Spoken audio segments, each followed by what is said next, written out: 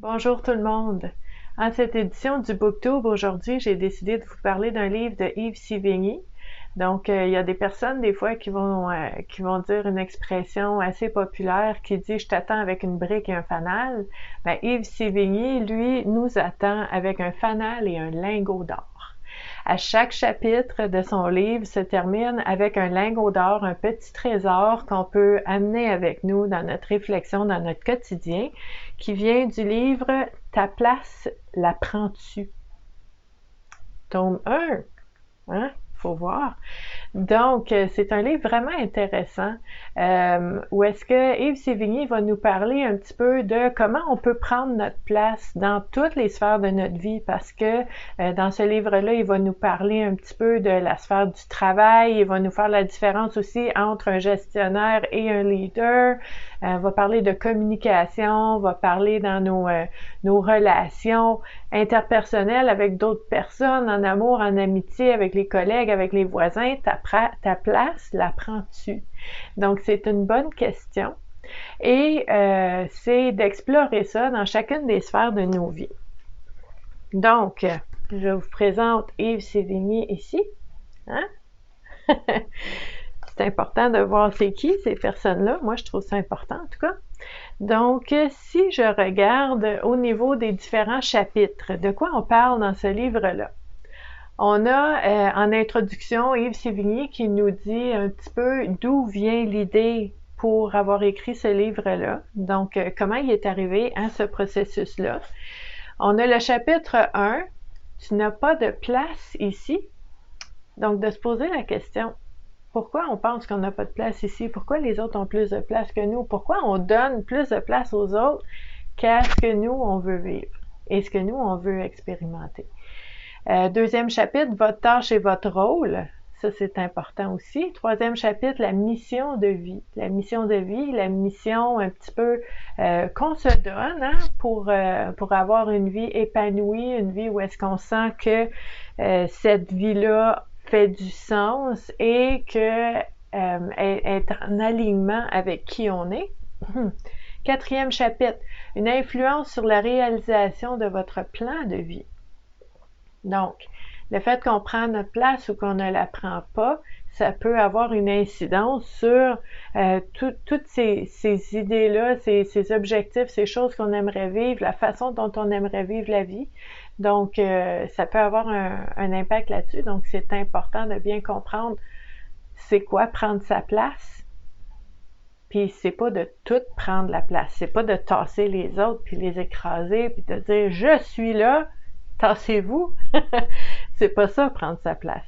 Prendre sa place, c'est prendre sa place et laisser leur place aux autres qui sont autour de nous aussi, parce que chacun a droit de prendre sa place. Ensuite de ça, on a la force des talents, les compétences, les choses qu'on est bon là, à faire, puis que ça prend pas tant d'efforts, vraiment des choses qui coulent de source, qui viennent de nous. Ça, c'est vraiment important de les reconnaître premièrement et les développer en plus. Mais je vous dirais encore plus que ça, les développer, oui, mais en faire profiter les autres. C'est super important aussi. La passion, donc l'enthousiasme et la passion pour qui on est, pour qu'est-ce qu'on fait, pour qu'est-ce qu'on a à offrir, c'est important aussi. Ensuite de ça, prendre sa place et affirmation de soi. Parce qu'il n'y a pas juste de faire tout le travail puis le cheminement pour être à l'aise de prendre sa place.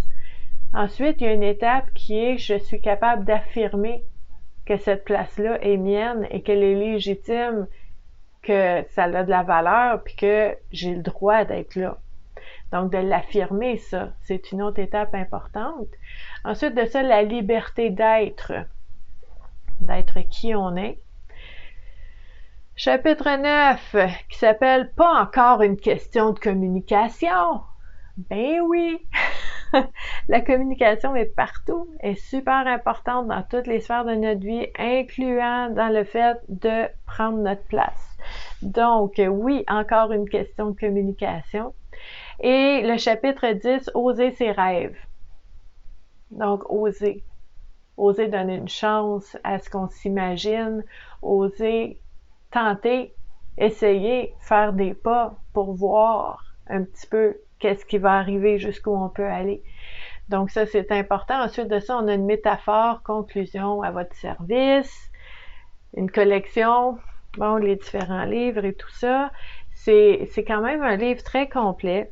Si vous avez déjà lu des livres de Yves Sévigny, vous savez que moi, quand je lis des livres de Yves, j'ai l'impression qu'il est assis à côté de moi et il me parle. De la façon qu'il écrit, j'ai l'impression de l'entendre parler. Donc, c'est vraiment pas lourd, c'est vraiment pas compliqué, c'est vraiment pas des mots à 100 piastres, là. C'est en toute simplicité, c'est droit au but, c'est bien vulgarisé, c'est facile à comprendre. Donc, c'est quelque chose de précieux, hein, en ce monde où est-ce que des fois, au niveau des auteurs, ben on a l'impression des fois que on essaie de nous en mettre plein la vue ou de montrer comment je sais pas, je sais pas pourquoi. Des fois, il y a certains livres que tu vas lire que tu dis, oh mon Dieu, faut que je le relise 4 fois ce chapitre-là parce que ça rentre pas, c'est compliqué, c'est comme quasiment un cours, là. C'est pas comme je suis en train de jaser avec un ami qui est en train de me partager des choses qu'il a appris. Donc, il y a ce côté-là qui est précieux aussi, puis j'apprécie beaucoup. Yves, c'est vraiment beau de la façon que tu écris tes livres. Donc, j'ai mis, c'est sûr, des post-it un petit peu dans ce livre-là pour vous montrer quelques éléments. En fait, dans le chapitre une influence sur la réalisation de votre plan de vie, quand je vous dis là que c'est bien vulgarisé, c'est simple, c'est comme si on parlait à un ami. Regardez ces magnifiques diagrammes, OK? Simple de même. C'est les flèches qui sont importantes, OK? Donc, en fait, ce que Yves nous dit avec ce diagramme-là, c'est que on a des idées, on a des désirs, on a des besoins, on a des objectifs, il y a des choses qu'on aimerait vivre, on a des souhaits, on a des rêves, et ben ça part de nous, le cercle au centre. Et ce qui arrive, c'est que dans le premier diagramme, on peut être influencé beaucoup par les autres, par qu'est-ce qui se passe à l'extérieur, par les événements, et à ce moment-là, ben ça peut distorsionner un petit peu ce qu'on vit, ça peut distorsionner l'enthousiasme, la confiance en soi, cette croyance qu'on serait peut-être capable d'atteindre cet objectif-là. On peut être influencé beaucoup par l'extérieur. Le deuxième diagramme, ben ce qu'il nous dit, c'est que ben quand on prend qui on est, nos souhaits, nos rêves, nos objectifs, et qu'on prend ça et qu'on va apporter toute cette couleur-là, cette saveur-là dans toutes nos relations, dans tous les événements qu'on vit, ben là, on va pas être influencé par l'extérieur, c'est nous qui allons façonner notre vie à l'extérieur selon ce qu'on vit à l'intérieur. Donc, c'est quand même très bien imagé. Ça n'a pas besoin d'être compliqué, un concept comme ça. Donc, j'aime beaucoup la façon que ça a été imagé. En fait, aussi, dans un chapitre qui est... attendez un petit peu, il faut que je retrouve le chapitre. Dans le même chapitre, on a aussi, voici quelques réactions que nous pouvons continuer à avoir à l'âge adulte qui peuvent nous nuire. OK? Donc, des choses qu'on traîne de notre enfance ou de notre jeunesse et qui peuvent nous nuire à l'âge adulte. Donc, être trop structuré pour me sécuriser. OK?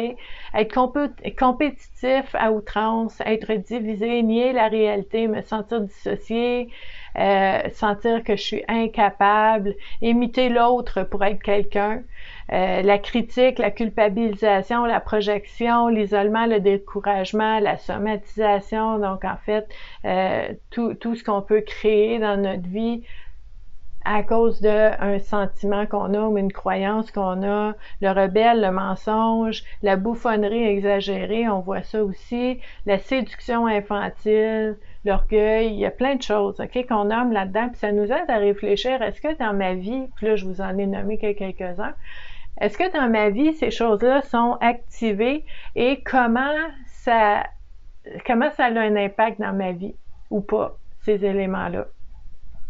Ensuite de ça, voici quelques dynamiques relationnelles qui maintenant peuvent encore nous poursuivre, même à l'âge adulte. La soumission, la domination, l'humiliant, l'humilié, la supériorité, l'infériorité, le gourou, le disciple, hein, toutes ces relations-là. L'abandon, le déserteur, le bourreau, la victime, l'envahisseur et l'envahi, le juge, le coupable, le sauveur et le protégé, le missionnaire et le disciple, le manipulateur et le manipulé, et plein d'autres. Donc, c'est de voir dans nos relations, est-ce que je vois certains de ces dynamiques-là activées ou pas dans mes relations, premièrement. Juste d'observer, de reconnaître et de voir, est-ce que ça me plaît? Est-ce que ça fait mon affaire? Est-ce que c'est bon pour moi? Ou est-ce que ça me nuit? Puis est-ce que le fait de prendre conscience de ça, ça peut m'aider à prendre ma place? Ta place, la prends-tu? Donc, chacun des chapitres finit avec ça. Ta place, la prends-tu? Puis là, il va nous donner un lingot d'or pour chacun des chapitres qui est une petite prise de conscience à garder avec nous, en fait, qui va nous aider. Vous avez aussi dans un chapitre que j'aimais beaucoup, c'est très très simple comme diagramme encore une fois, mais ça parle beaucoup. On parle de l'enthousiasme qui est là ou qui n'est pas là. Ça peut être au travail, ça peut être dans nos projets, dans notre vie personnelle. Donc, on a ici, je vais vous les montrer ici, 2 diagrammes, comme ça. Et vous avez, par exemple, si on commence avec un projet, j'ai un projet. Puis ça, si vous me suivez depuis un bout de temps, vous savez que les mots sont importants. Hein? Donc, si je dis j'ai un projet, ben, je ressens un peu une obligation. Hein? Je veux l'atteindre, il y a des choses à faire, il y a un petit peu de pression. Là, hein? Donc, l'obligation, la pression, puis la pression qui peut mener à une indifférence. À un moment donné, c'est trop lourd, donc je mets ça de côté. Monotonie, inconfort, frustration. Et après la frustration, je reviens à l'obligation. J'ai un projet, faut que je le fasse. Donc, je l'attaque. J'attaque le projet, faut que je le fasse. Puis il y a toutes les émotions, ça me tente plus, c'est long, c'est difficile. C'est très difficile de maintenir l'enthousiasme dans un état comme ça. Dans le deuxième diagramme, on n'a pas un projet, on a un rêve. Comme Martin Luther King, I have a dream. Hey, là, l'enthousiasme qui déborde. J'ai un rêve, c'est le mot, hein, pour ouvrir cette valve d'enthousiasme et de passion. Donc, quand j'ai un rêve, il y a la motivation qui est là. Après la motivation, il y a un enthousiasme qui monte, qui devient la passion et qui nourrit encore une fois mon rêve et mon enthousiasme, ma motivation. Donc ça, c'est une belle spirale. Quand on est dans le projet, puis c'est lourd, puis c'est une obligation, puis on devient indifférent, puis on devient frustré, ça, c'est une moins belle spirale parce que c'est pas qu'il y en a une qui est mieux que l'autre. En fait, c'est comment on se sent pendant qu'on le vit. On aime mieux vivre la deuxième option souvent. Donc, ce livre-là, il y a beaucoup d'exercices dedans. Yves nous fait travailler pour savoir c'est quoi nos valeurs profondes, pour savoir c'est quoi notre mission de vie. Il nous pose plein de questions. On a de la place pour répondre. Je vais essayer de vous trouver, regardez là, hein, des questions. On a de la place pour répondre. On a, à la fin de chaque chapitre, après notre cadeau lingot, on a une place pour mettre nos notes. Moi, j'écris jamais dans mes livres. Mes livres sont précieux d'amour. J'écris pas dedans, je plie pas les pages. Grand respect des livres comme celui-là. Mais si vous aimez écrire dedans, là, il y a de l'espace pour ça aussi. Donc, c'est un livre que j'apprécie beaucoup, qui est, je vous dirais parce que je vous parle souvent de la place des différents livres dans ma bibliothèque. Celui-là, ça serait probablement un livre que je ressortirais de temps en temps. Je lirais pas trop souvent, mais je ressortirais de temps en temps pour refaire des exercices, pour voir si, au fil du temps, hein, nos valeurs, nos croyances, notre état peut évoluer. Donc, ça serait intéressant de refaire ces exercices-là de temps en temps pour faire le point, pour voir où est-ce que j'en suis et pour adapter, modifier un petit peu le parcours pour aller vers ce qu'on veut vraiment. Donc, c'est un petit peu comme ça que moi, j'utiliserais ce livre-là. Je remercie Yves Sévigny de l'avoir écrit. Je le remercie aussi de me l'avoir envoyé là, par la poste pour que je puisse le lire et vous en parler aujourd'hui. Donc, je vous invite, si ça vous intéresse, à aller voir un petit peu c'est qui Yves Sévigny. Je vais mettre de l'information sur l'auteur dans le texte en bas de la vidéo. Et vous allez trouver aussi en bas de la vidéo tous les différents endroits sur les réseaux sociaux où est-ce que vous pouvez me suivre, vous joindre à moi pour parler de tout ce qui est bien-être et santé mentale. C'est ce que je fais depuis 25 ans. Je suis intervenante sociale, j'accompagne les personnes au niveau du bien-être et de la santé mentale. Et tout ce que je fais sur mes nombreux réseaux sociaux, ben c'est pour vraiment rassembler les gens et pouvoir échanger, partager, se soutenir sur ces sujets-là. Donc, je vous remercie beaucoup d'avoir été là et je vous dis à la prochaine.